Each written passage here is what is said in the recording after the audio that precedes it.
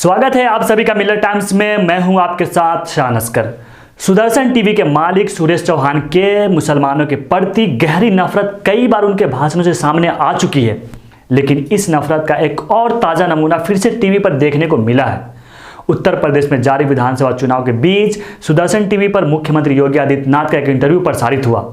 इस इंटरव्यू में सुरेश चौहान के ने पूछा, आपने कोरोना काल में बहुत अच्छा काम किया, विदेशों में भी आपकी तारीफ हुई, एक छोटे से वायरस को आपने गंभीरता से लिया, लेकिन एक 7 फुट ऊंचा 3 फुट चौड़ा हैदराबाद से एक वायरस आता है और सुअरों को इफेक्टेड करता है, उससे कैसे अपने राज्य को बचाएंगे।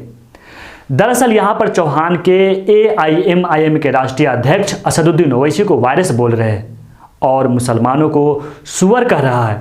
सोचिए, इस आदमी में मुसलमानों के प्रति कितना नफरत भरा हुआ है। 4 बार के सांसद, 2 बार के विधायक, जिसे संसद रत्न से नवाजा जा चुका है, उसके बारे में किस तरह की भाषा का इस्तेमाल कर रहा है। देखिए आप भी वो वीडियो। अपने कोरोना काल में एक छोटे से वायरस को आपने बड़ी गंभीरता से लिया, लेकिन एक 7 फुट ऊंचा 3 फुट चौड़ा हैदराबाद से एक वायरस आता है और यहाँ पर सुअरों को इन्फेक्टेड करता है, उससे कैसे आपके राज्य को बचाएं? तो जितने भी प्रकार के वायरस आएंगे उनको नियंत्रित करने का अब हमारे पास बहुत अच्छा प्रबंधन है। तो आपने देखा यह आदमी कैसे मुसलमानों के प्रति अभद्र भाषा का इस्तेमाल कर रहा है।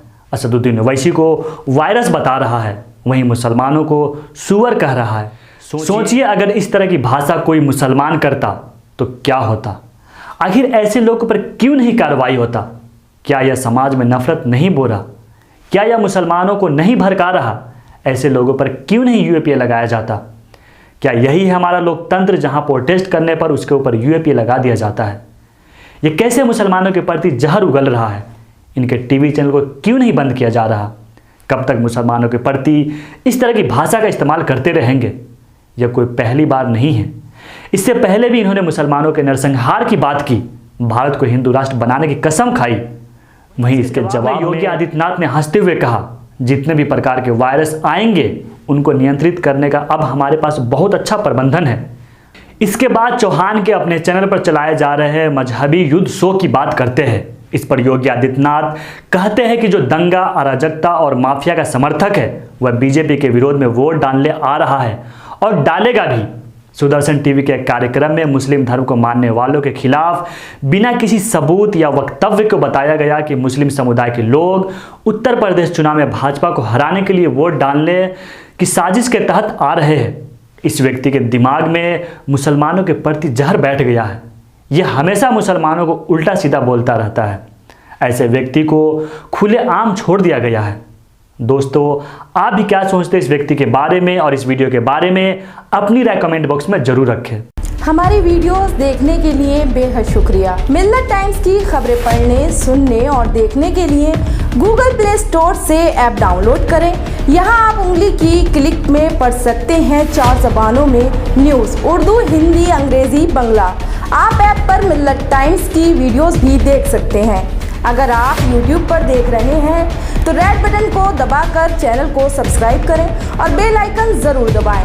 फेसबुक पर देख रहे हैं तो पेज को लाइक और फॉलो जरूर करें।